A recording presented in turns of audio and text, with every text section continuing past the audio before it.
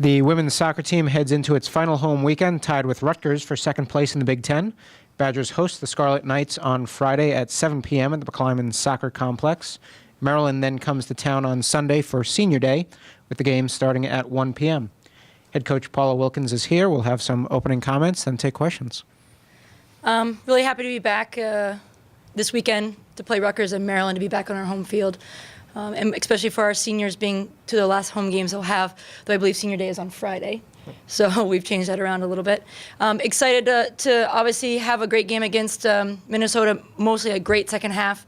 I thought our team responded to some of the things that we asked them to do in the second half against a very good Minnesota team in a very hard environment to play. Minnesota always has a great crowd. And we got to see some great performances out of some very key players. I thought Rose Lavelle played very well in the game. I thought Cara Walls, again, has been just great in front of the goal. Cody Williams and our back line, things that you don't see. We're not giving up many goals and many chances. And been really excited about their performance in that second half and hoping to carry it on to this weekend. But obviously playing two very good teams, first being Rutgers, who has had a great entrance into the Big Ten, and it's going to be very challenging. They don't give up many goals, so it's going to be a hard-fought game against two teams that don't like to give up goals, and against Maryland, obviously another new member to the Big Ten. So I'm very excited. I feel like the team is moving in the right direction on what part of the season that we're in, and hopefully peaking at the right time. Paul, having coached at Penn State, you're probably more aware of what Rutgers and Maryland have been over the years than people out here. What are your impressions of those programs? Oh, they're very good programs, and you're right. I've had a lot of games against them in the 13 years I was at Penn State. You know, they're East Coast teams. They're very hard. They're determined. You know, obviously Maryland had many years in the ACC, which is considered one of the top conferences in the country, so they've had experience playing the UNCs and the Virginias of the world. You know, they just have a great history. Even when I was at UMass in 19, I don't even want to say what year, but it was had a 9 in it, that they were good back then, and they have a great tradition, and I think that carries through to these days. So, you know, they've been a great addition to the Big Ten, and like I said, I think Rutgers has only lost one game. So it's going to make our conference stronger, and I'm glad they joined us. Paula, what has the senior class meant to the program? You know, they really made the decision to change the program last spring, and we've talked about that over and over again.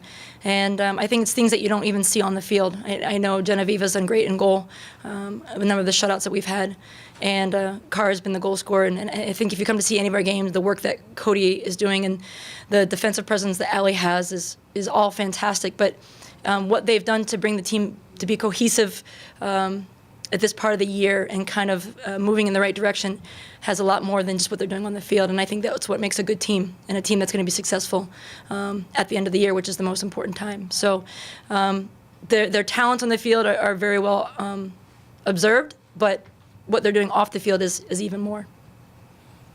Eric? You said that Maryland and Rutgers are East Coast teams. How does the East Coast mindset differentiate from the Midwest mindset? It's not much different. I always think that I look at it more categorically, that, you know, Midwest people always seem to be like, oh, they're the nice people in the Midwest.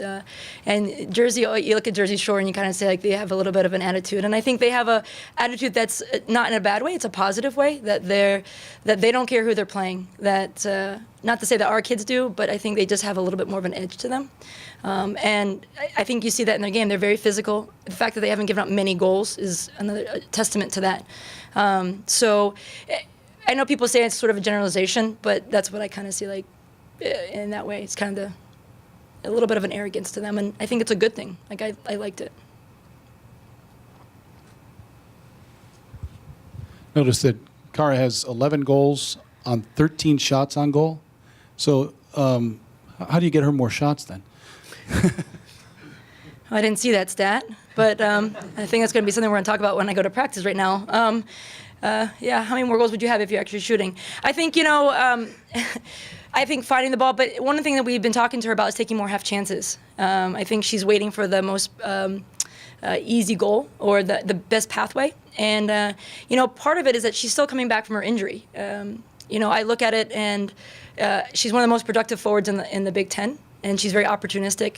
But we'd like to get her to be more, and I think that she's still finding her feet, which in my mind as a coach right now, heading into the last part of the Big Ten and also into the Big Ten tournament and hopefully the NCAAs, that even in the game against Minnesota, I asked her in the second half to keep more possession, and she did. And so I think she's just got to find her way a little bit more. And, when those guys get at the end of their careers coming there, they get a little bit more desperate. And so I'm counting on that right now. So, but thanks for that stat. I'm going to give it to her right when we get back.